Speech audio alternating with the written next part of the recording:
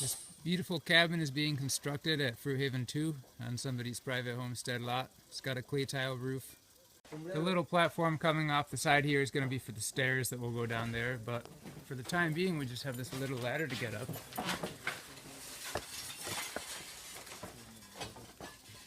So we have to tie galvanized steel wire to every single individual tile so they don't fall off in the future. Now you can see how much of the roof is done. It's coming along. Almost finished on that side. And we're going to pre-install brackets for solar panels on this side of the roof because it's much easier to install the brackets as you're installing the tiles. So if the owner wants to put solar panels in the future, it'll be a little bit easier. And this cabin is 5 by 6.5 meters. So it's kind of like a rectangle. And you see the railing on the front, so the front is going to be a porch. And the back half where I'm standing is going to be basically a big one room with some windows. We'll have a nice view of the fruit forest that's planted out in the front of the house.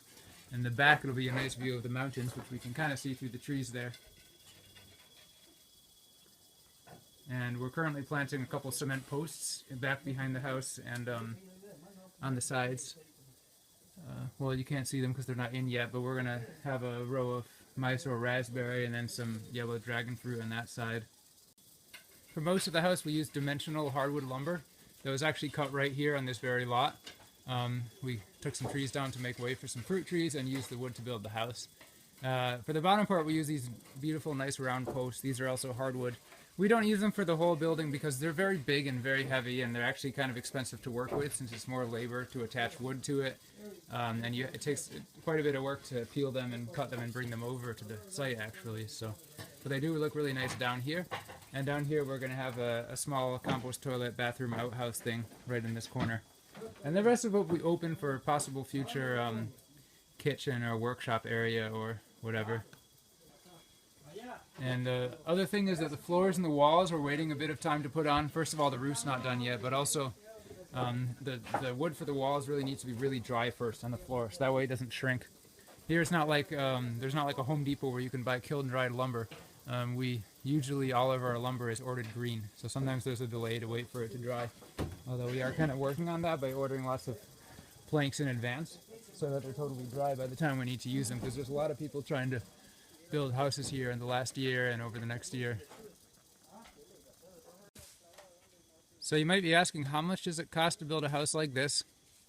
Well, a house exactly like this could cost around $14,000 or $15,000, and that's just for the structure and the roof. That's not including things like a solar panel. Although we did hook up the water already, so there's running water over there from a pipe. And that's a bit more on the expensive end because there's a clay tile roof, which makes it a bit more pricey.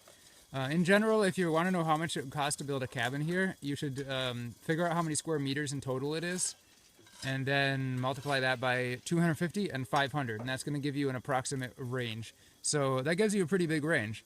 You could use that formula and say this house is going to cost me between $10,000 and $20,000, but is it going to cost $10,000 or $20,000? Well, that depends on what you use for the roof. It depends on various wood choices and construction choices, and what level of finish you have. If you want to already finish with solar panels and house wiring and a bathroom with a sink and a shower and a bathtub and some ceramic work and bricks and things like that, obviously it's going to be on the higher side.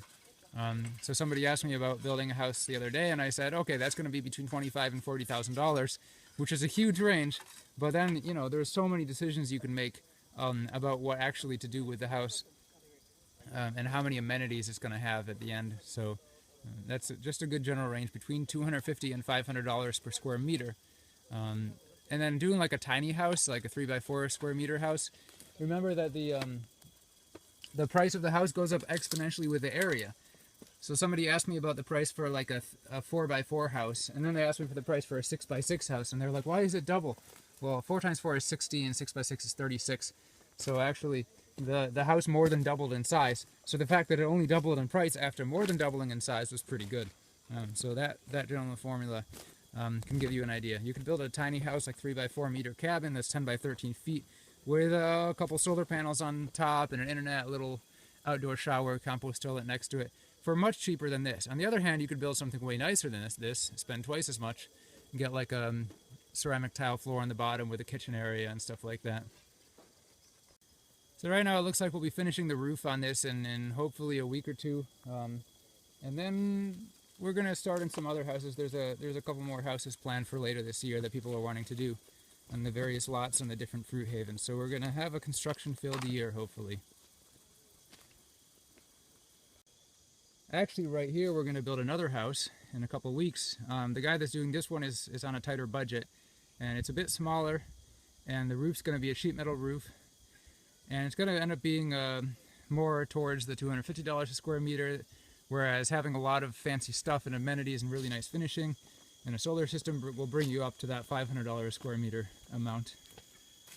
If you want to come enjoy this beautiful weather with us and eat fruits in the sun and build houses, then come on down to Fruit Haven Eco Village in southeast Ecuador. You can go to fruithavenecovillage.com.